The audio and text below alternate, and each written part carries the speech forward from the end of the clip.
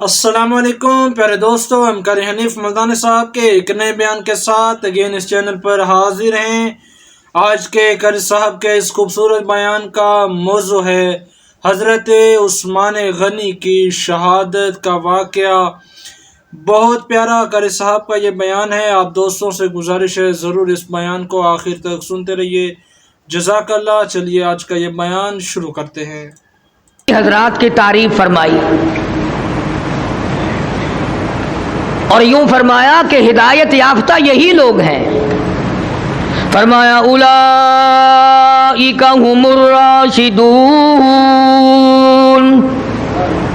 یہ لوگ ہدایت یافتہ ہیں، ہدایت پہ یہی لوگ ہیں۔ اولئک هم المؤمنون حقا، یہی لوگ پکے ٹھکے مومن ہیں۔ اولئک هم المفلحون، یہی لوگ کامیاب ہیں۔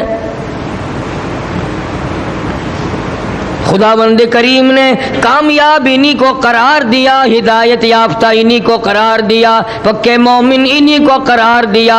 انہی کے بارے میں فرمایا میں رضی اللہ عنہم ورضوا عنہ، یہ مجھ سے راضی میں ان سے راضی، ان کی تم بات نہ کرو اپنی بات کرو۔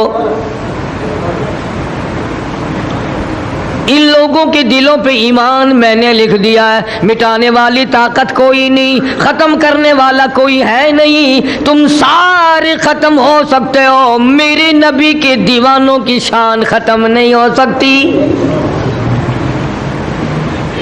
تم میرے نبی کے جانثاروں، مددگاروں، غمخاروں، ان لوگوں کو یاد کرو یا نہ کرو جنہوں نے کالی کملی والے کے ساتھ ہو کر پتھر کھائے، جنہوں نے درختوں کے پتے چبائے، جنہوں نے 8 دن کے فاقے کاٹے، جنہوں نے پیٹ پہ پتھر باندھے، جنہوں نے اپنی آنکھوں کے سامنے اپنے بچوں کو نیزے کی نوک پہ لٹکتا ہوا دیکھ کر کالی کملی والے کا کلمہ پڑھا۔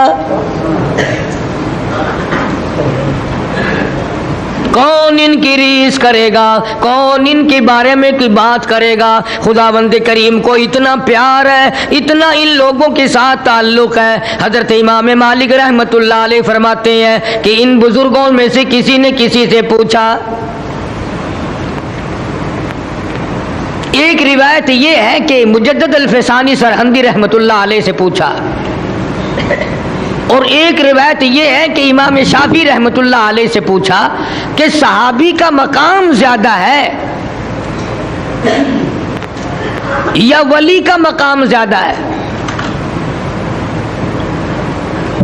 ہم لوگ مقام کا فیصلہ کیسے کریں گے؟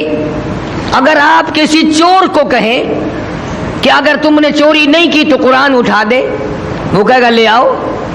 مسجد میں جا کے قسم کھا دے، وہ کہے گا چلو میں تیار ہوں۔ مسجد کے ممبر کو ہاتھ لگا دے، انہوں نے کہا چلو، کہ اس خانقاہ کا کنڈا لگا دے کھول کر، انہوں نے کہا یہ میں نہیں کرتا۔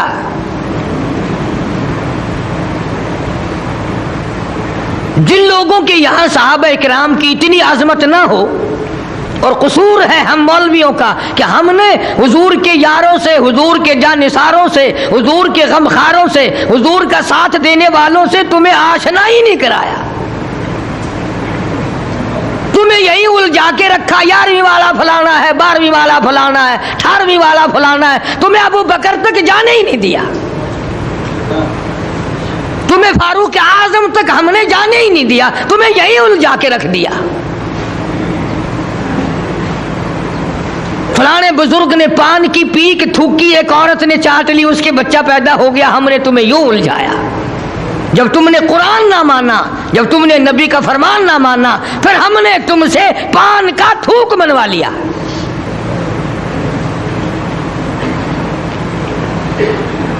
بڑے اونچے لوگ ہیں صحابہ اکرام، تو ان کے نام اعمال نہ دیکھا کر، صحابہ اکرام کو اعمال کی ترازو میں مت تولو، صحابہ کو نسبت کی ترازو میں تولو۔ تجھے نسبت کس سے ہے، صحابہ کو نسبت کس سے ہے؟ ان کے اعمال نامے تولنے کے لیے تو کہاں سے آ گیا؟ تو ہوتا کون ہے؟ تو اپنے باپ کا اعمال نامہ کھول، اپنے دادا کا نامہ اعمال کھول، تو اپنے لیڈروں کا نامہ اعمال کھول، تو اصحاب محمد کا کیوں نام لیتا ہے؟ اور بغیرت ہم لوگ ہیں، شرم نہیں آتی، ڈوب کے مر جانا چاہیے ہمیں مسلمان کہلاتے ہوئے کہ اتنے اربوں کروڑوں کی تعداد سے مسلمان زندہ ہوں اور ابو بکر صدیق اور فاروق اعظم اور عثمان کو گالیاں پڑتی ہوں۔ تم دکانوں پہ بیٹھ کر، ہم سب جانتے ہیں ہم اتنے بڑے ملا نہیں، تم اس کو ہمارا کاروبار سمجھتے ہو۔ تمہارے دلوں میں ایک بات آئی ہوئی ہے کہ یہ مولوی خود نمڑا لیں گے، یہ نمیٹ لیں گے، انہی کا کام ہے یہ۔ ختم نبوت پہ ڈاکہ پڑے تو مولوی آگے آئے، صحابہ کرام کی عزت پہ ڈاکہ پڑے تو مولوی آگے آئے، اور جب دولت لوٹنے کا موقع ہے کہ جی مولویوں کو کیا لینا، ان کو تو مردے نوانے چاہیے۔ پھر تم کامیاب ہو، دولت تمہیں چاہیے، کوٹھیاں تمہیں چاہیے، بنگلے تمہیں چاہیے، تخت و تاج تمہیں چاہیے، صدارت اور امارت اور وزارت اور گورنری تمہیں چاہیے، ہم پھر مردے نہانے والے۔ ہماری تمہاری تو گزر گئی اور بھی گزر جائے گی۔ اتنا فکر کرو، کل قیامت کے دن جب کوئی کسی کا پرسان حال نہ ہوگا، اگر عثمان نے یہ کہہ دیا کہ یا رسول اللہ یہ وہ بغیرت کمینے ہیں، ان کے سامنے مجھے گالیاں پڑتی تھی، یہ کبھی اف نہیں کرتے تھے۔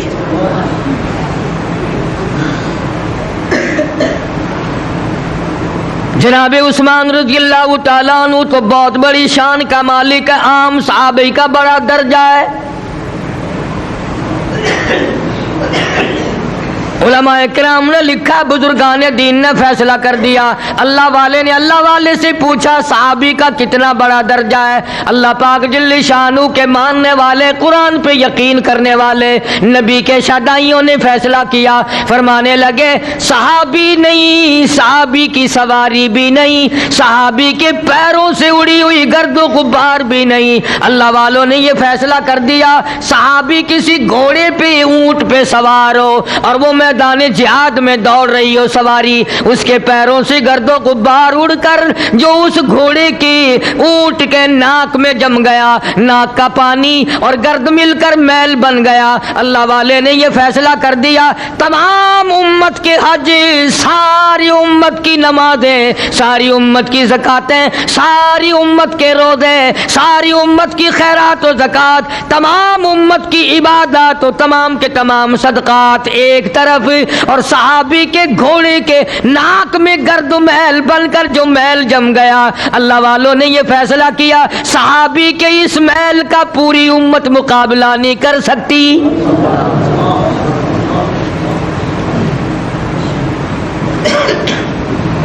صحابہ کے سجدوں کا مقابلہ تو کون کرے گا؟ صحابہ کی عبادت کا مقابلہ تو کون کرے گا؟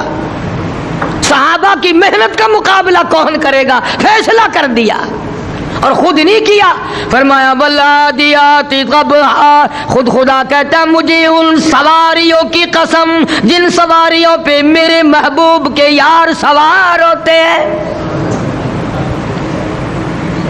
وہ تیرے سر کی قسم نہیں کھائی خدا نے،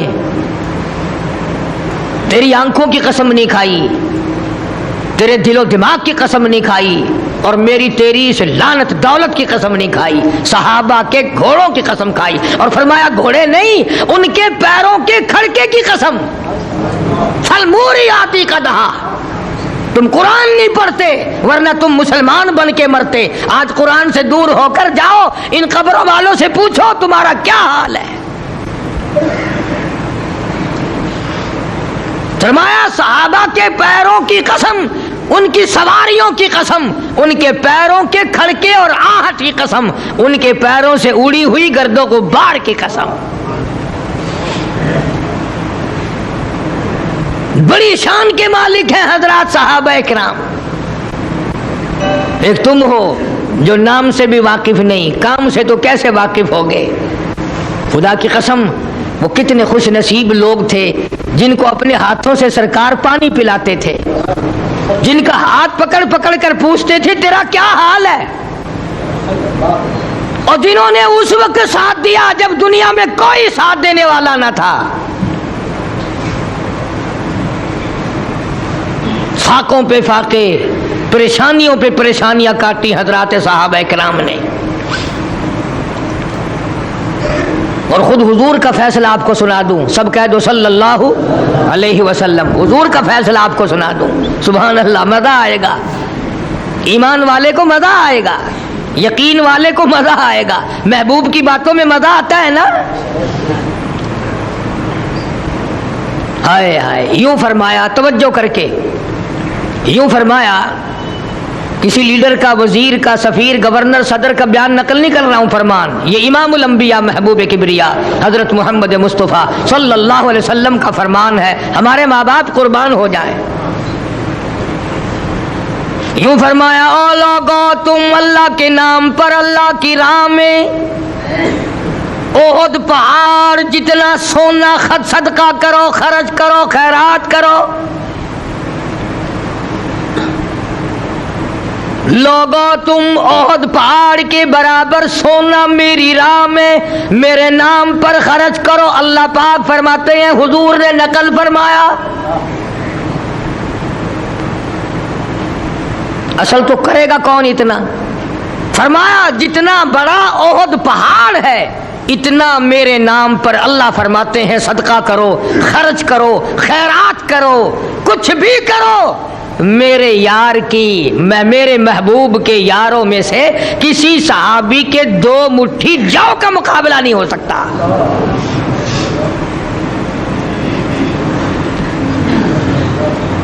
تمہارا احد پہاڑ سونے کا میرے محبوب کے یار کے 2 مٹھی جو، وہ پھر بھی زیادہ وہ وزنی ہے. اور ایک مقام پہ فرمایا کہ تمہارا احد پہاڑ سونے کا میرے محبوب کے یار کی 1 کھجور. دیکھ لیا کتنی بڑی نسبت ہے، کتنا بڑا تعلق ہے صحابہ کرام کو. اور اب تم سب زینت بنتے ہو صحابہ کرام کے دشمنوں کے مجلسوں کے. کمال ہے ہم لوگوں کی بھی، اتنا بے غیرت بھی دنیا میں کوئی نہیں ہوگا جیسے ہم ہیں. ادھر شفاعت مانگتے ہیں، ادھر حضور کے صحابہ کو مانگتے ہیں، اور ادھر گالیاں سننے کے لیے وہاں جاتے ہیں. امام الانبیاء محبوب کبریا حضرت محمد مصطفیٰ صلی اللہ تعالی علیہ وسلم تشریف فرمائے. آپ آرام فرما رہے ہیں، استراحت فرما رہے ہیں، آرام سے سو رہے ہیں. جناب ابو بکر صدیق رضی اللہ تعالیٰ عنہ تشریف لائے، یوں کہ یوں لیٹے رہے، آرام فرماتے رہے. جناب فاروق اعظم رضی اللہ تعالیٰ عنہ تشریف لائے، آپ یوں کہ یوں آرام فرماتے رہے، لیٹے رہے. حضرت عثمان غنی رضی اللہ تعالیٰ عنہ تشریف لائے، اٹھ بیٹھے، قدم مبارک اکٹھے فرما لیے، اپنے پیروں پہ کپڑا ڈال لیا. پوچھنے والے نے پوچھا، کالی کملی والے یہ کیا؟ وہ دونوں حضرات تشریف لائے، آپ نے تکلف نہ فرمایا. عثمان آئے، اٹھ بیٹھے، کپڑا ڈال لیا. فرمایا، او لوگو عثمان تو وہ ہے جس سے آسمان کے فرشتے بھی حیا کرتے ہیں.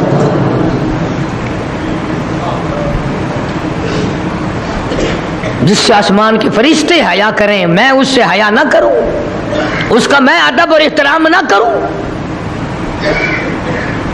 جناب عثمان رضی اللہ تعالیٰ عنہ کو صلح حدیبیہ کے موقع پر مکے میں سفیر بنا کے بھیج دیا.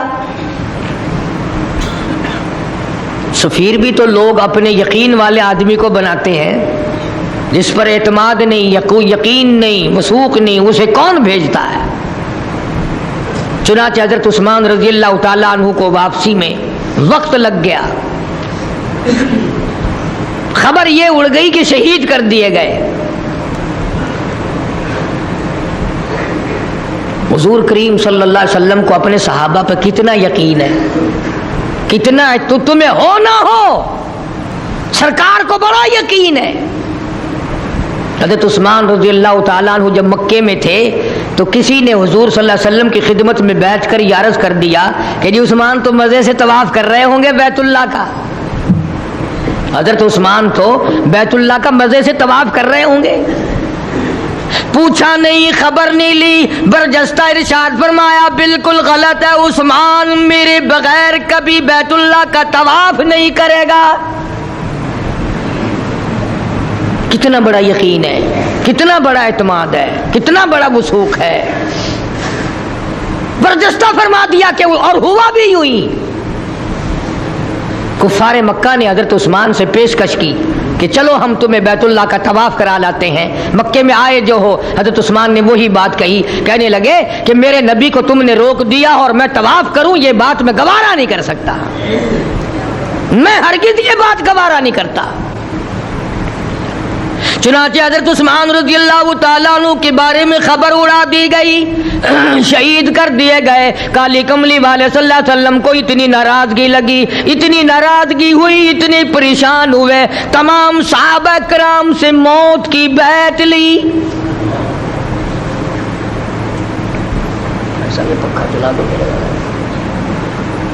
موت کی بیعت لی. یعنی خون عثمان کا حضور کریم صلی اللہ علیہ وسلم کو اتنا دکھ پہنچا، اتنا صدمہ پہنچا، اتنی تکلیف پہنچی کہ 1400 صحابہ سے بدلہ لینے کے لیے موت کی بیعت لے لی. خون عثمان کی قدر سرکار کو ہوئی، اللہ پاک کو ہوئی، ہمیں کیا ہوگی؟ ہم دولت کے پجاری، ہم تخت و تاج کے پجاری، ہم اقتدار کے پجاری، ہم رات دن فرعونیت ڈھونڈنے والے، قارونیت کی طرف دوڑنے والے، ہمیں نبوت کے مشن کا کیسے پتہ چلے؟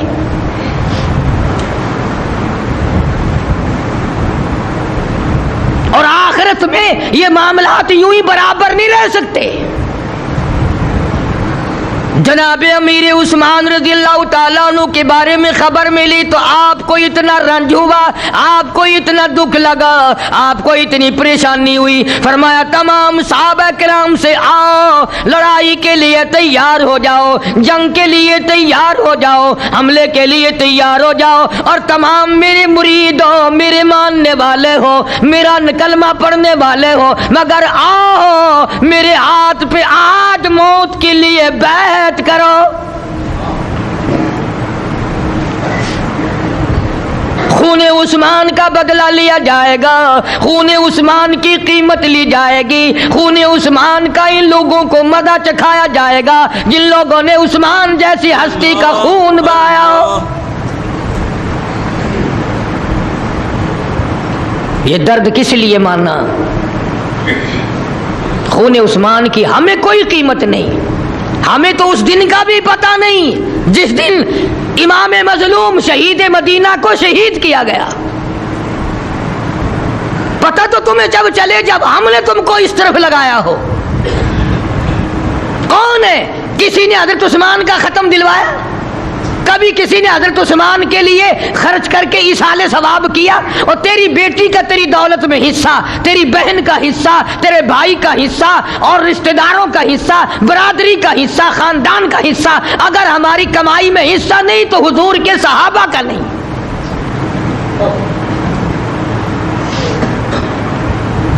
میں تم سے پیسے نہیں مانگنے لگا کبھی کسی کو تھڑکا لگ جائے. اور چلتے چلتے کم سے کم ان دنوں میں 3 مرتبہ قل ھو اللہ شریف، 1 مرتبہ الحمد شریف پڑھ کے ایصال ثواب کر دیا کر. چل صحابہ کو مفت کا ایصال ثواب تو کر.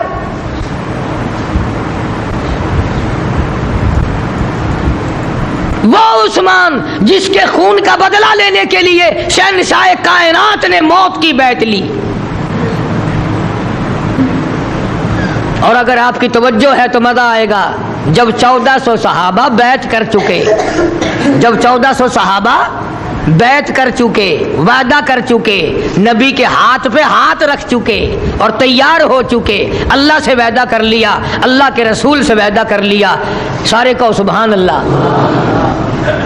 واہ عثمان، تیرا کالی کملی والے صلی اللہ علیہ وسلم سے کتنا پیار ہے. آپ کی آنکھوں میں آنسو آ گئے اور فرمانے لگے او لوگوں میری طرف دیکھو. فرمایا یہ ہاتھ میرا ہے اور یہ ہاتھ عثمان کا سمجھو، میں اس بیعت میں عثمان کو شامل کرتا ہوں. موجود نہیں ہے. عثمان تیری یاد کالی کملی والے کے دل میں کتنی ہے؟ عثمان کروڑوں مبارک ہو تجھے، محبوب کائنات تجھے کتنا پیار کرتے ہیں. اپنے ہاتھ کو عثمان کا ہاتھ بتا دیا. اور اگر توجہ ہے تو تھوڑا سا اور باریک مزہ آئے گا، اگر دھیان ہے تو تھوڑا سا اور مزہ آئے گا۔ جب حضرت نے اپنے ہاتھ کو عثمان کا ہاتھ بتایا تو عرش والا بھی جوش میں آ گیا، فرمایا میرے محبوب اگر تیرے ہاتھ عثمان کا ہاتھ ہے، ید اللہ فوق ایدیہم، پھر تیرے ہاتھ کے اوپر میرا ہاتھ ہے۔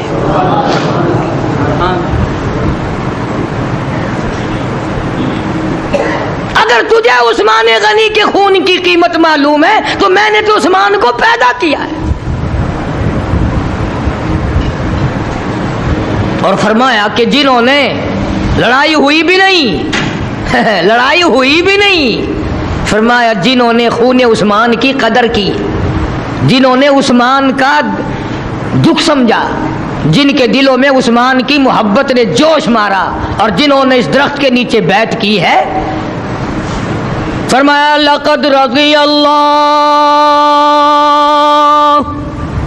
مجھے اپنی کبریائی کی قسم، مجھے اپنی خدائی کی قسم، مجھے اپنی الوہیت کی قسم، مجھے اپنی عزت کی قسم، مجھے اپنی وحدانیت کی قسم، مجھے اپنی عزت و آبرو کی قسم، مجھے اپنے ایک ہونے کی قسم، لقد رضی اللہ، البتہ تحقیق میں راضی ہو گیا، میں قسم کھاتا ہوں خون عثمان کی قدر کرنے والوں، عثمان کی محبت کرنے والوں، عثمان کی جان سے پیار کرنے والوں، میں قسم کھا کے اعلان کرتا ہوں میں تم سب سے راضی ہو گیا۔ اذ یبایعونک تحت الشجرہ، جنہوں نے اس درخت کے نیچے میرے محبوب کے ہاتھ پہ بیعت کی ہے، اور لوگوں جاؤ پروانہ لے جاؤ، رضامندی کا تمغہ لے جاؤ، خوشنودی کا تمغہ لے جاؤ، میں تم سب سے راضی ہو گیا جنہوں نے عثمان کی قدردانی کی۔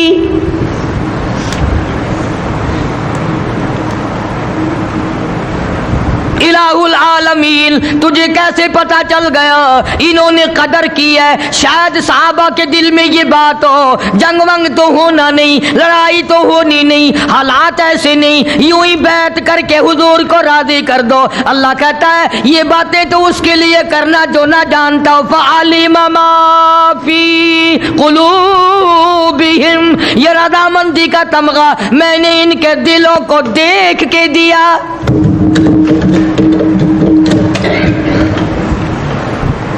میں نے اپنی خوشنودی کے تمغے ان کے دلوں کو دیکھ کے دیا ہے، تسلی کر کے دیا ہے۔ ان کے دلوں میں عثمان سے بڑا پیار ہے، عثمان کی جان سے بڑا پیار ہے، عثمان کے خون سے بڑا پیار ہے، اور یہ لوگ عثمان کو بڑا عزیز رکھتے ہیں، اس لیے الہی صرف رضامندی کا تمغہ دے دیا، فرمایا نہیں فانزل السکینۃ علیہم واصابہم فتحا قریبا۔ فرماتے ہیں کہ عثمان سے پیار کرنے والوں، عثمان کے خون کی قدردانی کرنے والوں، تمہیں معلوم ہے جب تم بیعت کر رہے تھے، توجہ، جب تم بیعت کر رہے تھے، جب تم مرید بن رہے تھے حضور کریم صلی اللہ علیہ وسلم کے اور موت کے لیے بیعت کر رہے تھے، پتہ وہاں کیا تھا؟ الہ العالمین ہمیں معلوم نہیں، فرمایا ان الذین یبایعونک انما یبایعون اللہ، تم بظاہر میرے محبوب کے ہاتھ پہ ہاتھ رکھ رہے تھے، میں خدا اعلان کرتا ہوں تم نے میرے ہاتھ پہ بیعت کی ہے۔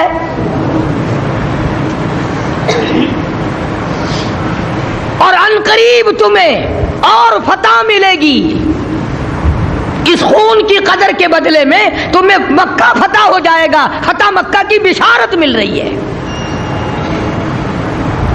بتایا جا رہا ہے کہ عثمان کتنی شان کے مالک ہیں، رضی اللہ تعالی عنہم ورضوا عنہ، اتنا اونچے درجے کا صحابی جس کی وجہ سے 1400 صحابہ پہ جنت واجب ہو گئی۔ ہاں عثمان وہ نیک آدمی ہے، عثمان وہ پیارا آدمی ہے، عثمان وہ اللہ والا ہے جس کی وجہ سے 1400 صحابہ پہ جنت واجب ہو گئی۔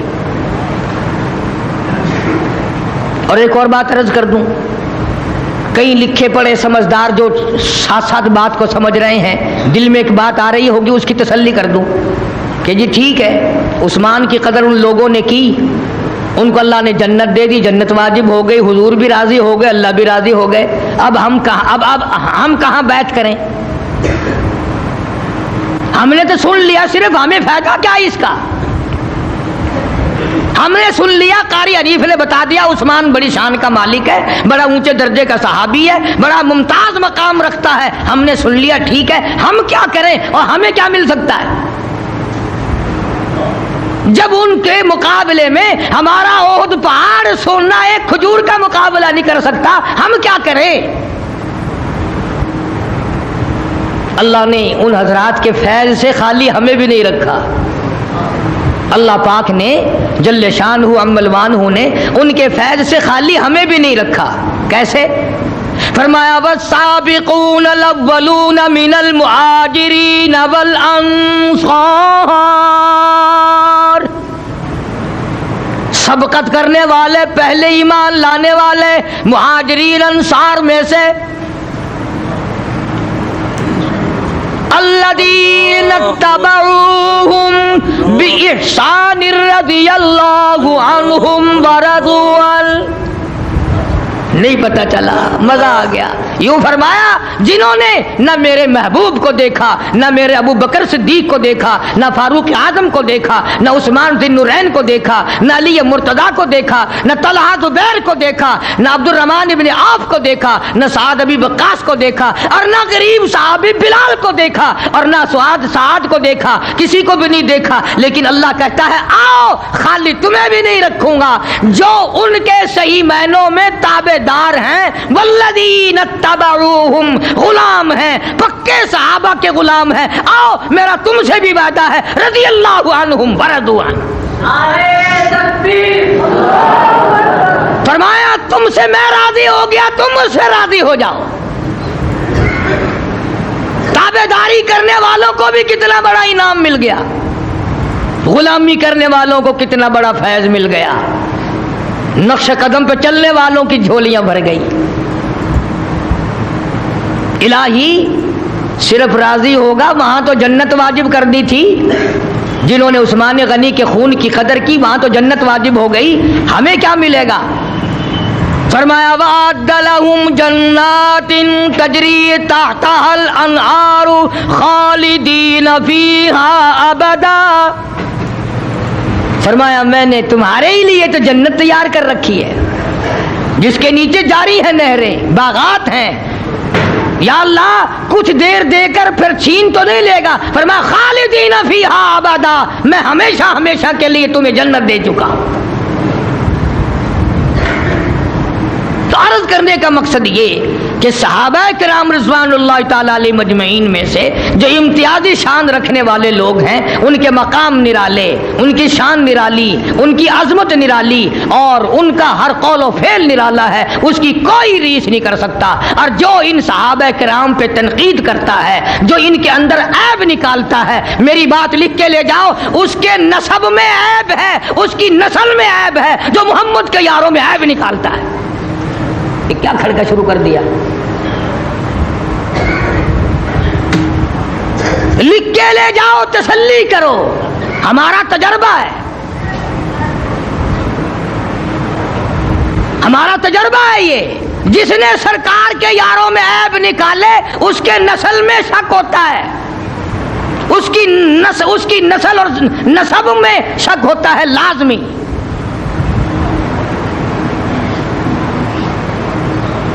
کئی لوگ تمہیں کہیں گے کہ جی وہ بھی تو آخری انسان تھے، ان سے غلطیاں ہو سکتی ہیں۔ میں کہتا ہوں تیرے باپ سے غلطیاں نہیں ہو سکتی؟ یہ کس نے تمہیں راستہ بتلایا ہے کہ کتابیں لکھو تو صحابہ کے خلاف، رسالے لکھو تو صحابہ کرام کے خلاف، اگر مذہب اپناؤ تو صحابہ کرام کے خلاف؟ میری بات لکھ لو، دین نام ہے اللہ اور اس کے رسول کی غلامی کا، اور اللہ رسول کی غلامی میسر نہیں آ سکتی جب تک ابو بکر، فاروق، عثمان و علی اور سارے صحابہ کی جوتیوں کی خاک نہ چاٹو گے، تمہیں دین نہیں مل سکتا۔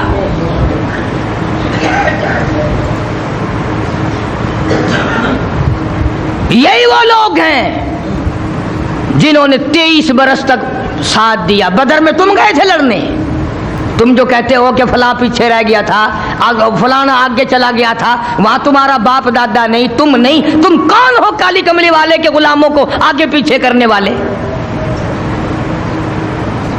वो तो ऐसे ऐसे लोग थे।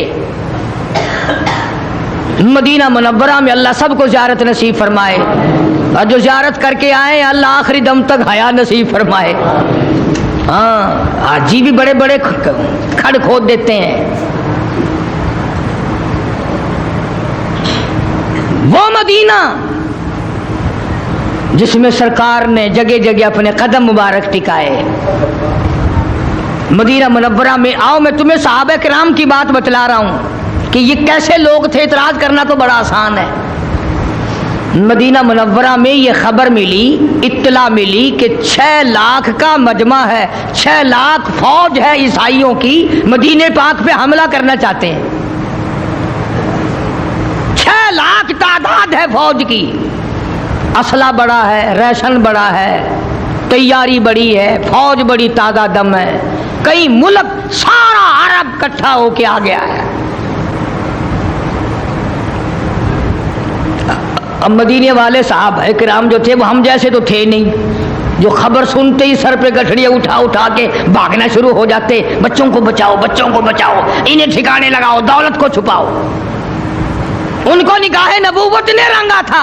वो किसी मास्टर के शागिर्द न थे, वो डॉक्टर के शागिर्द न थे, वो प्रोफेसर के शागिर्द न थे, वो किसी मौलवी और कारी के शागिर्द न थे, वो काली कमली वाले के शागिर्द हैं। 6 लाख फौज आई मदीने पे हमला करने के लिए। मदीने में सहाबा किराम इकट्ठे हुए मशवरे के लिए, भाई अब क्या किया जाए। असला बड़ा है, राशन बड़ा है, तैयारी उनके पास बड़ी है, तलवार बहुत हैं, तीर अंदाज बहुत हैं, बड़ा इंतज़ाम है, अब क्या किया जाए। किसी साहबी ने कुछ मशवरा दिया, किसी साहबी ने कुछ मशवरा दिया, किसी साहबी ने कुछ मशवरा दिया। एक जवान है जिसको सरकार ने लक़ब दिया सैफुल्लाह। एक जवान है जिसको सरकार मदीना ने इल्क़ाब दिया सैफुल्लाह, अल्लाह की तलवार। उठा है जना और कहने लगा कोई परेशानी की बात नहीं, कोई परेशान होने की बात नहीं, लंबी चौड़ी बात नहीं, कोई तैयारी की बात नहीं। 29 आदमी और चले, 30 मैं चलूंगा। 6 लाख का मुकाबला करने के लिए 30 आदमी काफी।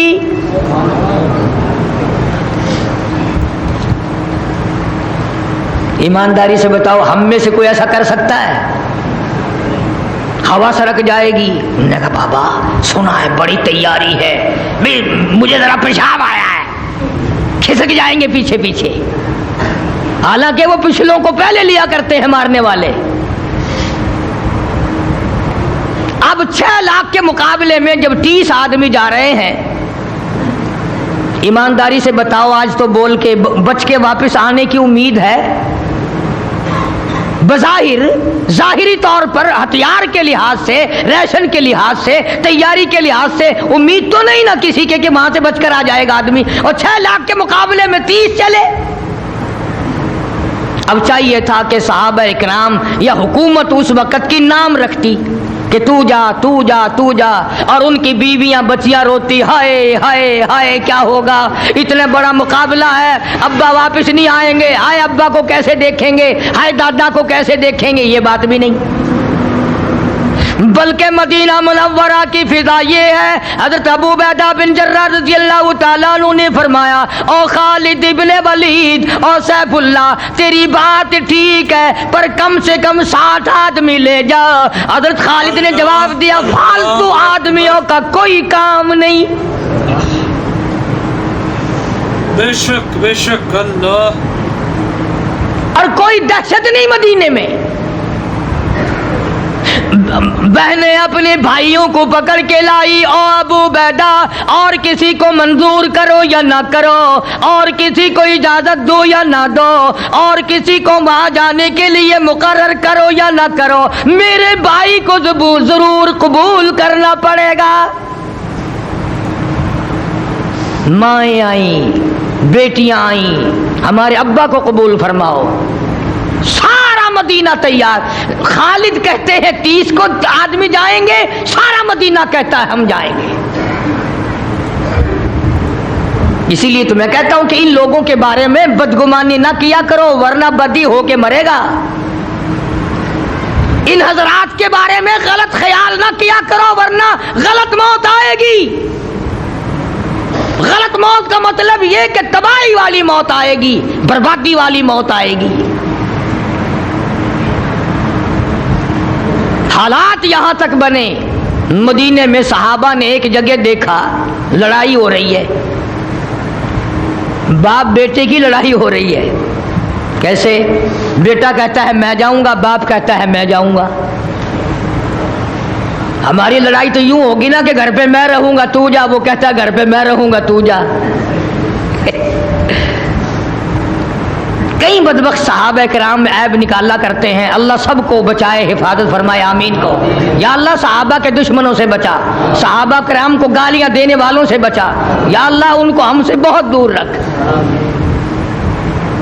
باپ کہتا ہے میرا آخری وقت ہے، مجھے جانے دے، اس جنگ میں میری تیاری ہے۔ بیٹا کہتا ہے تو پہلے بھی کئی دفعہ گیا، بدر میں گیا، احد میں گیا، یہ موقع ہے مجھے جانے دو، آپ اپنی اللہ اللہ کرو۔ لڑائی ہو رہی ہے صحابہ اکرام کی۔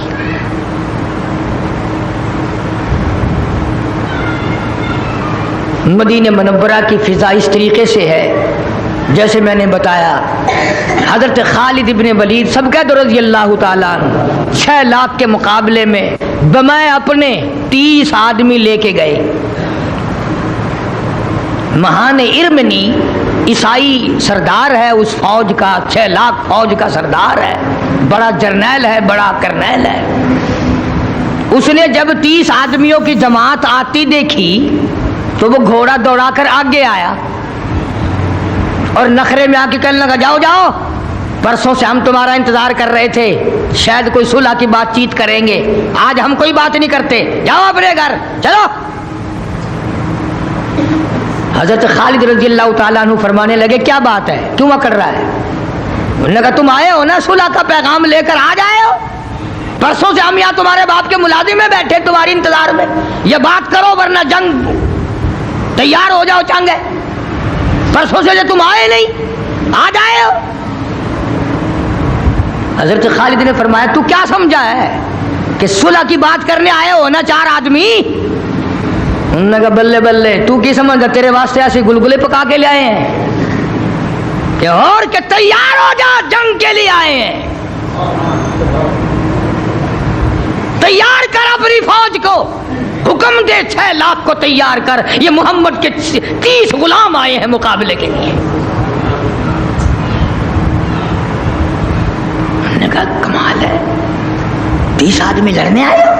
کہ ہاں، پاگل ہو، دیوانے ہو، کوئی نشہ کر کے آئے ہو، اور 6 لاکھ فوج ہے، آگے بڑھ کے نظر تو مارو، ہاتھی ہیں، گھوڑے ہیں، اونٹ ہیں، ساز و سامان تو دیکھو، پھر بات کرنا یوں ہی کہہ دیا۔ حضرت خالد فرمانے لگے ٹھیک ہے، ہاتھی تمہارے پاس ہیں، تلواریں تمہارے پاس ہیں، اسلحہ تمہارے پاس ہے، ریشن تمہارے پاس ہے، تعداد بڑی تمہارے پاس ہے، جو طاقت ہمارے پاس ہے وہ تمہارے پاس کوئی نہیں۔ کون سی طاقت تمہارے پاس ہے؟ حضرت خالد فرمانے لگے اللہ اکبر، یہ طاقت ہمارے پاس ہے، اڑا دیں گے تمہیں اپنا رب کا نام لے کر۔ جب حضرت خالد رضی اللہ تعالیٰ عنہ کے منہ سے اللہ اکبر نکلی نا، یوں لکھا ہے کہ 6 لاکھ فوج کا یکدم پیشاب آ گیا، زلزلہ مچ گیا ساری فوج میں، اور وہ جو بات کرنے کے لیے سردار کھڑا تھا نا، اس کی ہوا سرک گئی۔ وہ کہنے لگا خالد ادھر پرلی طرف چلو، تم نے پیچھے اپنی فوج لگائی ہوگی نا، وہاں چلو، میں تم سے کوئی بات کرنے میں آ رہا ہوں۔ انہوں نے کہا پیچھے کوئی نہیں، یہ 30 ہی ہے بس، ہاں یہ سرکار کے غلام 30 کافی ہیں، یہ اللہ کے ماننے والے 30 کافی ہیں، تم 6 لاکھ مقابلہ کر کے دیکھو، تمہیں اڑا کے رکھ دیں گے ہم۔ حضرت خالد کے پاس آیا وہ اور کہنے لگا خالد لڑائی بڑھائی اپنی جگہ ہے، تم وہ کشتہ تو بتاؤ جو کھاتے ہو، تم ڈرتے ہی نہیں کسی سے، کون سی چیز کھاتے ہو، کیا چیز تم استعمال کرتے ہو جو تم نشے میں آ کر سارے خوف بھول جاتے ہو، یہ 6 لاکھ فوج اور تم 4 ٹوٹلو اکڑے کھڑے ہو، کیا کھاتے ہو؟ انہوں نے کہا ہم کہ ہاں، کہ پھر بتائیں گے، تو پہلے بتا یہ 6 لاکھ فوج لے کر جو آیا ہے تیرا دل کیا کہتا ہے؟ ہائے ہائے، عیسائی سردار نے اپنے تھیلے سے ایک شیشی نکالی اور اس میں سے ایک قطرہ زمین پہ ڈال کے دکھایا، حضرت خالد کو زمین میں آگ لگ گئی، وہ شیشی میں ایسا زہر تھا، ایسی کوئی دوائی بنا کر لایا تھا، زمین میں آگ لگ گئی، اور کہنے لگا خالد میں پہلے ہی تم سے ڈرتا ہوں، میں یہ شیشی ساتھ لایا ہوں، اگر شکست ہو گئی تو یہ زہر کھا کے مر جاؤں گا، بدنامگی کا نام نہیں سنوں گا، اور تم ہو کہ ڈرتے ہی نہیں ہو، میں 6 لاکھ ساتھ لے کر آیا پھر بھی تم سے ڈر رہا ہوں۔ حضرت خالد فرمانے لگے تو پاگل ہے، زہر آدمی کو نہیں مارا کرتا، دوائی آدمی کو نہیں مار سکتی، اور کہنے لگا خالد یہ بہت برا زہر ہے، یہ بڑا سخت زہر ہے، زمین میں آگ لگا دی بندہ کہاں بچے گا؟ حضرت خالد نے اس کے ہاتھ سے شیشی لی، بسم اللہ پڑھ کر ساری پی لی،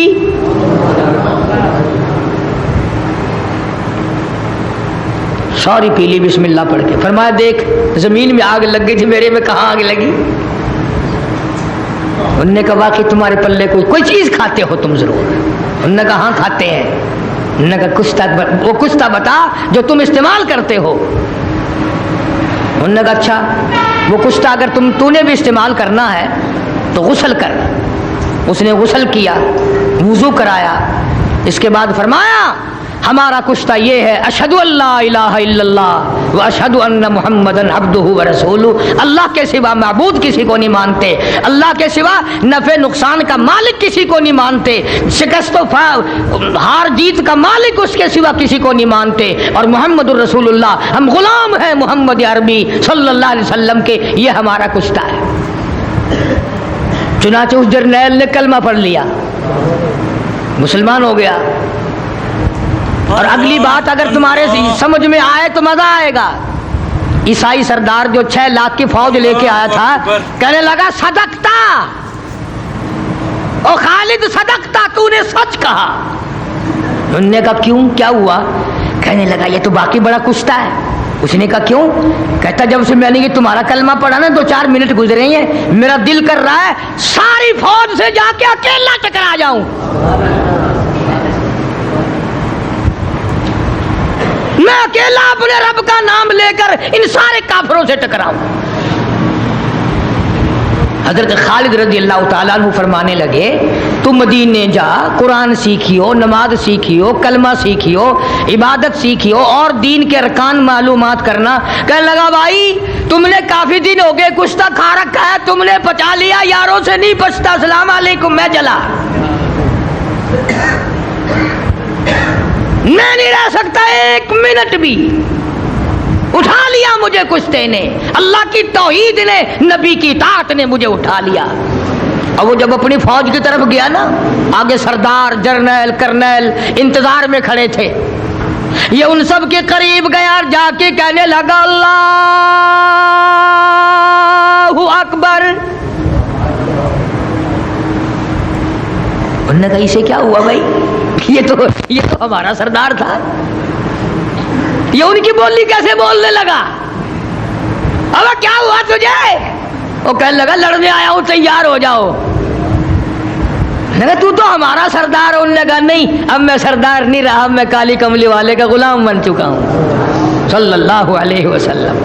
سرداری تمہاری سرداری کو ٹھیک کرنے آیا ہوں۔ اور یاد رکھو یہ بات باتوں باتوں میں نہیں ٹل گئی، ٹکرایا ہے، مقابلہ کیا ہے، اور اپنی فوج کے ہاتھوں ٹکڑے ٹکڑے ہو کر شہید ہو گیا ہے۔ اسی لیے ایک یہ وہ صحابی ہے جس نے ایک رکعت نہیں پڑھی، جس نے ایک سجدہ نہیں کیا، جس نے ایک روزہ نہیں رکھا، ایک انا اللہ نام پہ صدقہ نہیں کیا، مگر ادھر دم نکلا، ادھر آواز آئی آ جا تو جنتی نہیں جنتیوں کا سردار ہے۔ ایسا ایمان پیدا کرو، ایسی شان پیدا کرو، ایسی عظمت پیدا کرو، ایسا اپنے اندر جذبہ پیدا کرو جو اصحاب محمد الرسول اللہ صلی اللہ علیہ وسلم کے بارے میں ہمیں یہ یقین ہو جائے کہ ان کے بغیر ہماری نجات ممکن نہیں۔ وہ میں نے پہلے بتا دیا کہ ہمارے سجدوں کا کیا بنے گا، ہماری زکوٰۃ و خیرات کا کیا بنے گا۔ صحابہ کرام کے مقابلے میں ہم لوگ کچھ بھی نہیں کر سکتے۔ تو اس لیے میں نے عرض کر دیا کہ دلوں کو صاف رکھو، اپنی آخرت کا یہ ذخیرہ بناؤ، ہر وقت صحابہ کرام کی تعریف کرو، نبی بھی خوش ہوں گے، اللہ بھی خوش ہوگا۔ اللہ پاک مجھے اور آپ سب کو سارے صحابہ کا خادم اور غلام بنائے، سارے صحابہ کا حضرت عثمان رضی اللہ تعالی عنہ کے نقش قدم پہ چلنے کی توفیق عطا فرمائے انشاءاللہ۔ باقی آئندہ وآخر دعوانا الحمدللہ رب العالمین۔ اللہم صلی وسلم وبارک علی سیدنا و مولانا محمد النبی الامی الہاشمی وعلی آلہ واصحابہ برۃ الکرام۔ یا اللہ سب مریضوں کو شفا عطا فرما۔ وہ ایک ساتھی یہ کہتا تھا بیوی بیمار، اللہ پاک شفا عطا فرما۔ ایک مائی مجھے آتے ممتاز آباد کی ملی تھی، اس کا بچہ کسی جگہ ناجائز گرفتار، اللہ پاک رہائی نصیب فرما۔ یا اللہ سب کی پریشانیوں کو دور فرما، سب کی مشکلوں کو آسان فرما۔ یا الہ العالمین ہم سب کی بگڑی بنا دے، یا اللہ اجڑوں کو بسا دے، الہ العالمین بچھڑوں کو ملا دے۔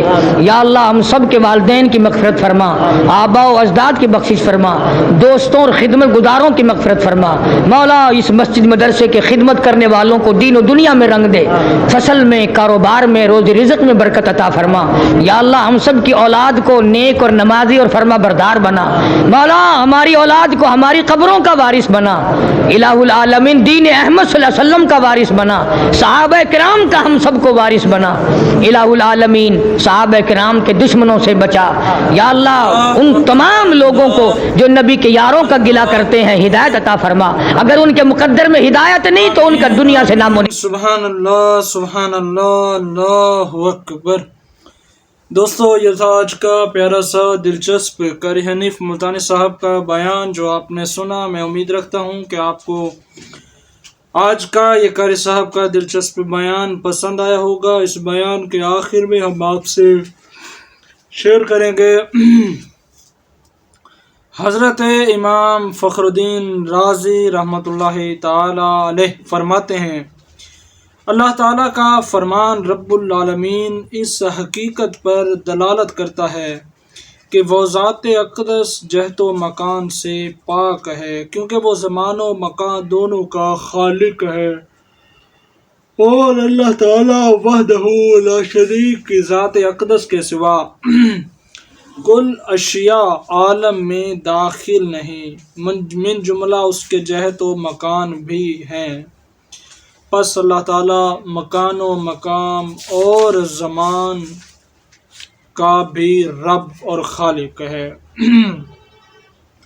خالق کے لیے اپنی مخلوق سے قبل ہونا ضروری ہے، اور یہ کلمہ اس پر بھی دلالت کرتا ہے کہ وہ ذات اقدس حلول سے بھی مبرا حلول کہتے ہیں، کسی ذات کا کسی جسم وغیرہ میں سما جانا، لیکن اللہ تعالیٰ ایسے عیب سے بالکل پاک ہے، کیونکہ جب وہ رب العالمین ہے تو اپنی ذات کے علاوہ ہر چیز کا خالق ہے، پس اس کی ذات اقدس ہر محل سے پہلے کی تسلیم کی جائے گی، لہٰذا جیسے وہ محل کی تخلیق سے پہلے وہ محل وغیرہ کی تخصیص سے مستغنا تھا، اسی طرح اس کی تخلیق کے بعد بھی وہ اس سے بے نیاز ہے۔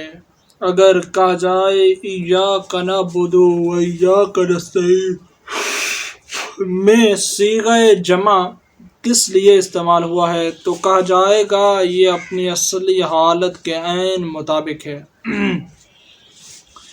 کہ ہم تیری ہی عبادت کریں اور تجھ سے ہم مدد کے طالب ہیں، تو یہ مناسب نہیں، کیونکہ جب انسان انفرادی سطح پر اس کی تلاوت کرتا ہے تو جمع کا صیغہ اسے کیسے زیب دیتا ہے، اور اگر یہ کہا جائے کہ جمع تعظیمی ہے تو یہ بھی درست نہیں، کیونکہ بندے کو تو عاجزی و انکساری ہی مناسب ہے، خصوصاً جب وہ مصروف عبادت ہو۔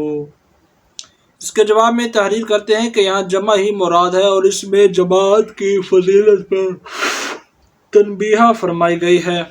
پس اگر کوئی اکیلا نماز پڑھے تو گویا وہ عرض گزار ہے، الہی میں تیرے فرشتوں کی معیت میں عبادت کی سعادت حاصل کر رہا ہوں۔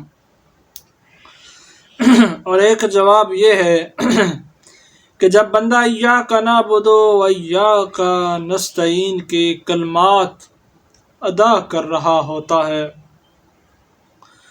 تو وہ گویا کہ اپنی اور دوسروں کی عبادت کا بیک وقت ذکر کر رہا ہوتا ہے، یعنی ایمانداروں کی ضروریات کی تکمیل کی طرف مائل ہوا۔ لہٰذا جب وہ اس انداز سے پکارتا ہے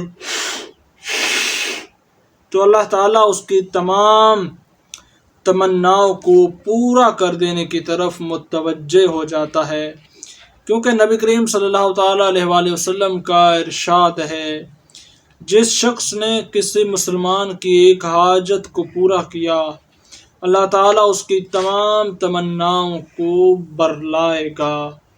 ایک اور بھی جواب دیا گیا ہے کہ بندے نے اپنی عبادت کو انتہائی حقیر سمجھا تو وہ صالحین کے عبادت کے وسیلہ سے اپنی عبادت کو پیش کرتا ہوا کہتا ہے، ایاک نعبد و ایاک نستعین، میں تیری ہی عبادت کرتا ہوں اور تجھ ہی سے مدد چاہتا ہوں۔ اللہ اکبر۔ دوستو، یہ تھا آج کا خوبصورت سا قاری صاحب کا بیان جو آپ نے سنا۔ میں امید رکھتا ہوں کہ آپ کو آج کا بیان پسند آیا ہوگا۔ آخر میں گزارش ہے، چینل کو ضرور سبسکرائب کر لیجئے تاکہ قاری صاحب کے بیانات اسی طرح آپ تک پہنچتے رہیں۔ جزاک اللہ۔ ملیں گے انشاءاللہ ایک نئے بیان کے ساتھ۔ اللہ حافظ۔